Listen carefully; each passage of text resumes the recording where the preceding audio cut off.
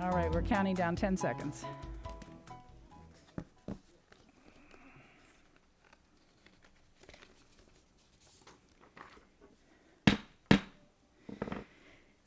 Well, good afternoon, everyone. Thank you for joining us. This is the special school board meeting for Tuesday, August 3rd, 2021.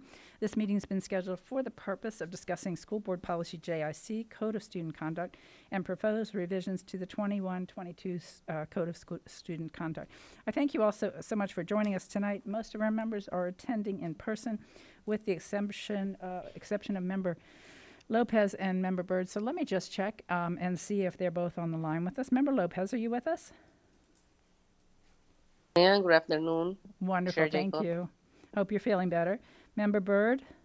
Good afternoon, Chair. Thank you. Thank you, Member Byrd. Also want to remind the public that the board members will not be engaging in outside electronics or digital communication during the meeting so that we can focus on the meeting and give our full attention to the matters immediately before us. And to my fellow board members, district staff, members of the public, and myself, when speaking, please try to make sure that your microphone is turned on. Speak directly into it so that our YouTube channel and our Orange TV viewers can hear you clearly. And again, thank you, everyone, for participating and attending tonight's meeting. Let us begin with a moment of silence, followed by the Pledge of Allegiance.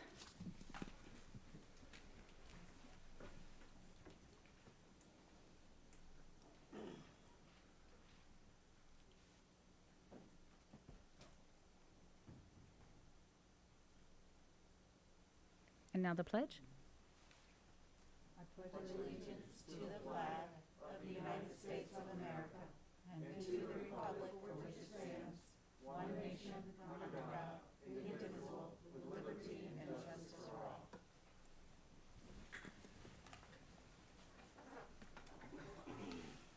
All right, let me check before we get started to see if we have any members of the public that wish to be heard in the chambers. Do we have anyone on the phone, Mr. Palmerini, that wishes to be heard on this matter?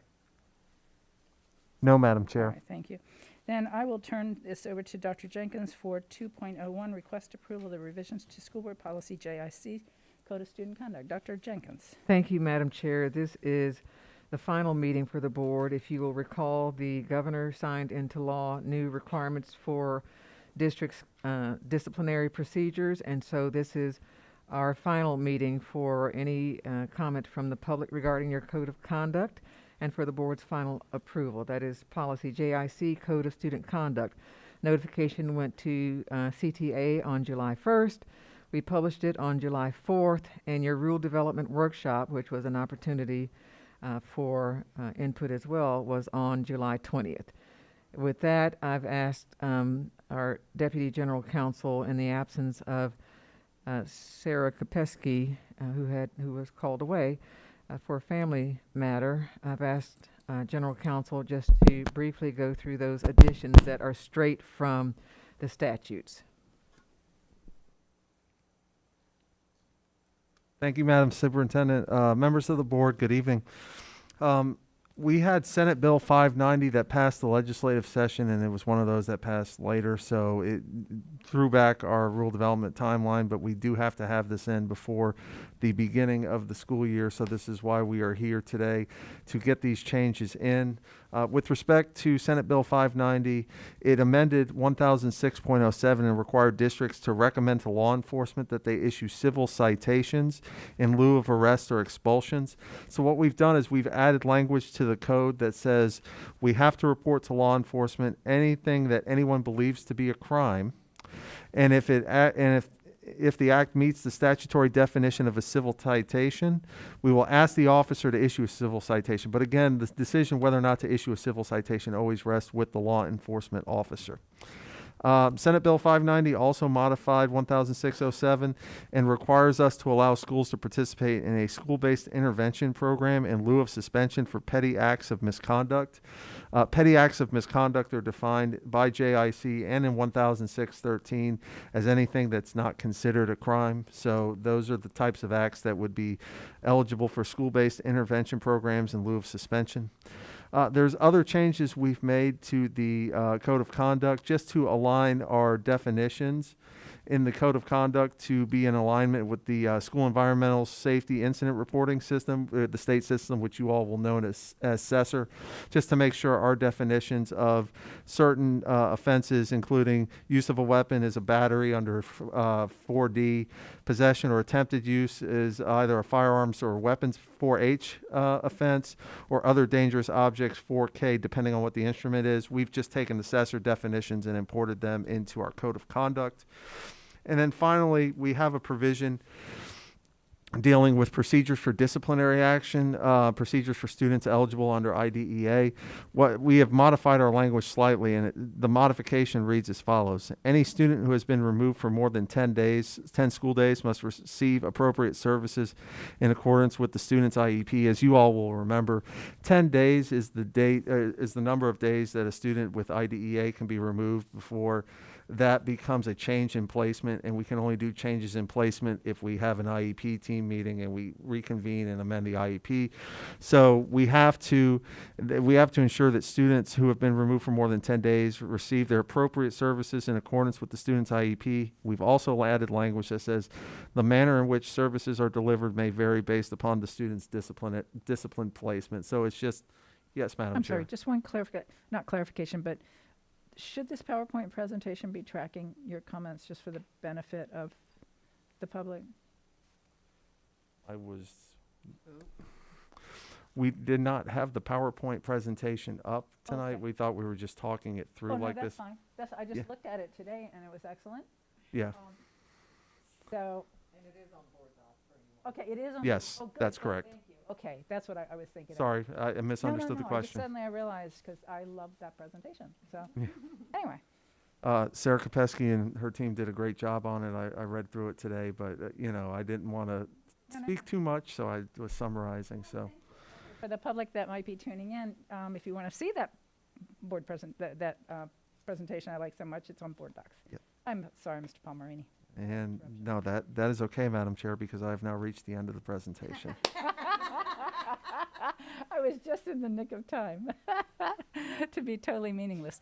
Member Gallo, questions or comments? I have a question, a couple questions. I really don't have any comments on what was presented. We discussed it before. It's just the addition of 590, which is a great bill. But also included in 590, and I think I brought it up before, and I know that Sarah said that this was already in either in our policy or our student code of conduct, so I just need a little bit more clarification on when this language is. But in the same bill in 590, it talks about safe schools and school safety and emergency incidents, and that we must notify parents, that parents have a right to timely notification of threats, unlawful acts, and significant emergencies pursuant to 1006.7, and that they have a right to our environmental safety reporting. Parents of public schools have a right to access school safety and discipline incidents as reported. And then it goes on to talk about how we must notify the public or parents if there's any threats specifically to our schools. So I was just curious, where is that in policy? And have we discussed how we'll be notifying? Will it be like Connect Orange and email? Will we be doing all the above? What does that look like? And then I have one follow-up question after that. Well, and I've just been in communication with Sarah Kopesky, who's actually on the WebEx, so she's able to answer that question. So if we can allow her to do so, that would be great. Thank you. Wonderful. Ms. Kopesky, Good evening. Can you hear me? we can hear you loud and clear. Perfect. Okay, so the notification piece is actually not required to be in policy, but that does fall under policy JICK, which is for threats. So we do notify parents of threats. And then we've also been, I know they added in some additional times we need to notify parents of other situations. And so we've been working with media relations as well to come up with some template language that schools could use should they encounter one of these emergency situations. So it is something that we're working on the procedure side. As for the notification of threats, that is in policy JICK. And then we are going to be bringing JICK back as well, because there's a couple of things in 590 that require modification to that policy. It just didn't come forward this time with the code because we were on a time crunch to get the code done before the first day of school. Any follow-up? No, that's perfect. Thank you. Thank you. Thank you, Sarah. I do have one more question, Madam Chair. Please. Also in this bill, and I'm sure that this has been done just for the public's kind of notification, because I don't know if they're aware of it, and I kind of think this is pretty cool.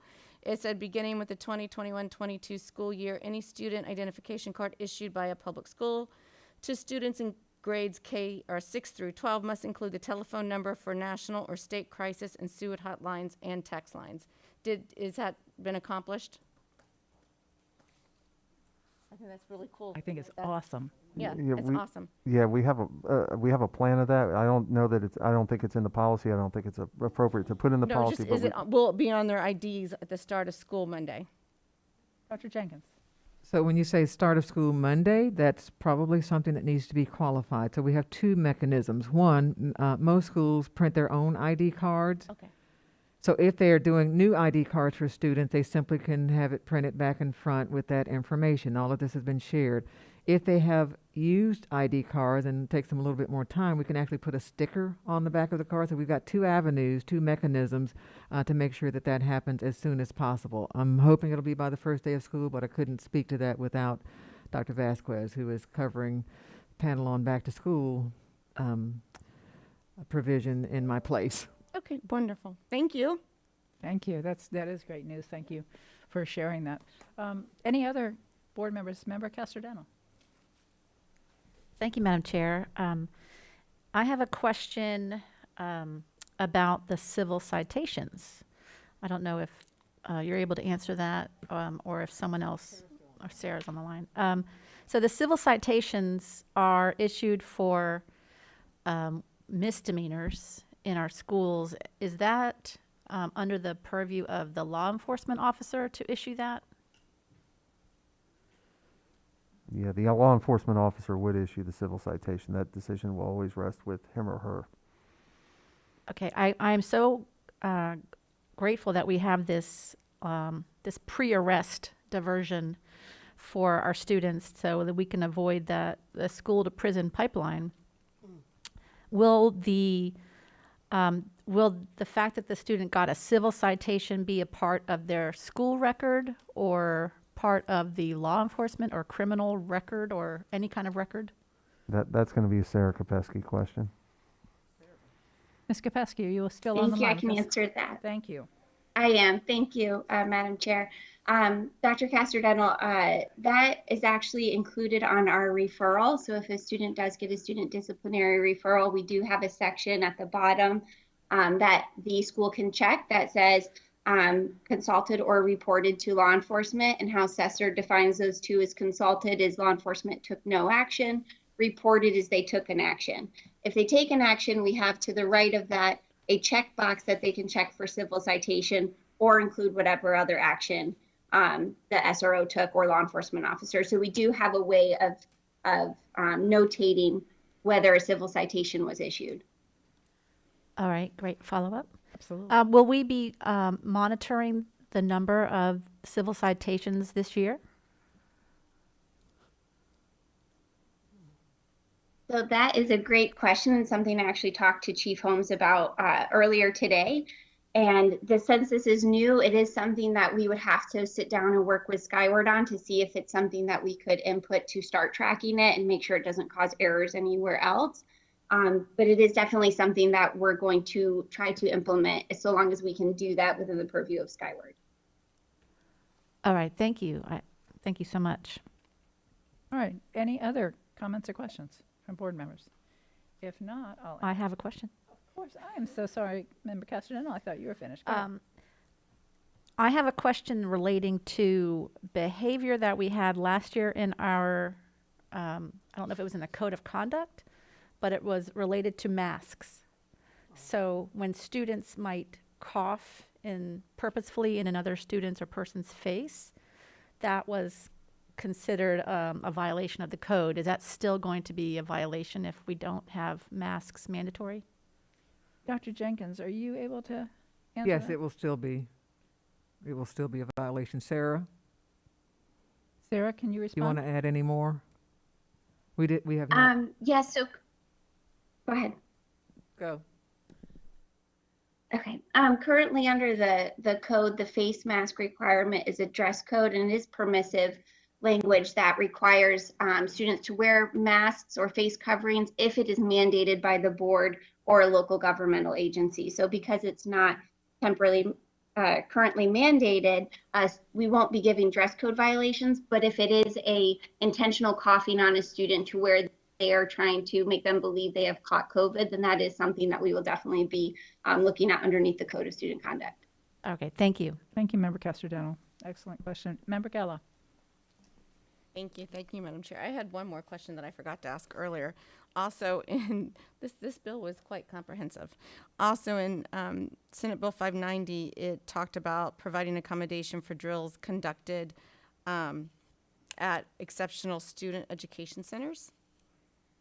District school boards shall establish an emergency response and make accommodations for our ESE students. So do we know what that might look like yet, especially for our ESE students that are not in special centers? Dr. Jenkins, would that be a question for you? Yeah, I've asked. Thank you. See, he was going to call you Kopesky. I said Sarah Corin, Yes. It's all right. Corin, welcome. the other Sarah. I am the other Sarah. Good afternoon, good evening. I don't know exactly how that's going to look as far as the new rules. However, I can tell you that we already do work with our students in our units and our special day centers when it does come to drills to make them more comfortable and more safe. We're not just ringing the drill out of nowhere. We are working with them to make sure that they are prepared to the best that they can be and that we're still complying with the rules. So I do want to state, although I don't know the full answer to the question, this is not something that is new to us.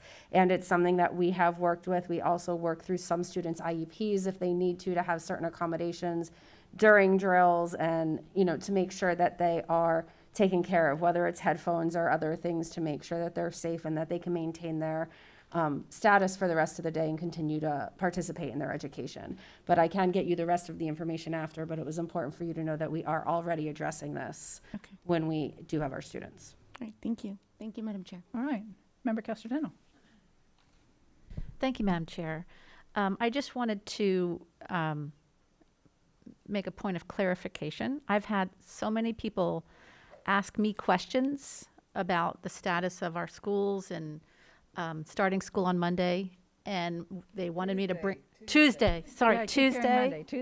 Tuesday. A lot of kids are showing up at school on Monday, I'm afraid. Starting school Tuesday. And I was trying to let them know that this meeting was limited in its scope, and I wanted to make sure that people understood why we're not asking those questions at this meeting. Mhm. I don't know if Mr. Palmerini wants to explain the Absolutely. limits. Yes, and I know Mr. Palmerini and I and the superintendent, we've all had conversations, as I'm sure you have, about what the scope can be. So, Mr. Palmerini, if you would address that, thank you. Thank you, Madam Chair. So, school board meetings are established by Florida Statute 1001-372, and it talks about regular and special school board meetings. And 1001.372 says when you have a special school board meeting, it has to be noticed for time and purpose. And in the notification that we put out noticing this meeting, it was done on July 22nd, our notice states as follows. The meeting will be held for the following limited purpose: School Board Policy JIC Code of Student Conduct and revisions to the 2021-2022 Code of Student Conduct. It did not mention anything with regard to masks. It didn't mention anything with regard to an executive order. It didn't mention anything with regard to reopening of schools.